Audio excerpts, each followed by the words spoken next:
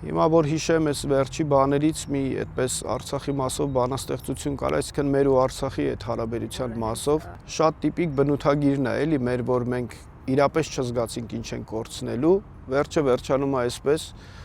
ասում է, երբ բզկտվում էր մի ամբողջ Արցախ, մի ողջ ժողովուրդ դարձյալ չէր զգում, որ իր օջախի ճրագները վառ նախ պիտի փրկեր Մարող Արցախում։ Մենք այդ չհասկացանք, երբ որ Արցախը սովի մեջ էր, երբ որ չգիտեմ ինչի մեջ էր, մեզ թվաց, որ հա, այդ կլինի, կվերջանա ու ամեն ինչ լավ կլինի, բայց պարզվեց, որ մենք մեր, չգիտեմ, Ամիրյան փողոցի բնակարանի, Արամի փողոցի բնակարանի լույսը վառ պահելու համար նախ պետք է Արցախում այդ ճրագը վառ պահենք։ Իսկ հիմա եւ այդ Արամի փողոցի բնակարանում ճրագ չկա եւ Ամիրյան փողոցում չկա։ Իհարկե շատերը կասեն պատկերավոր ես ասում, բայց իրապես դա ռեալ բան է, այդ ճրագը չկա։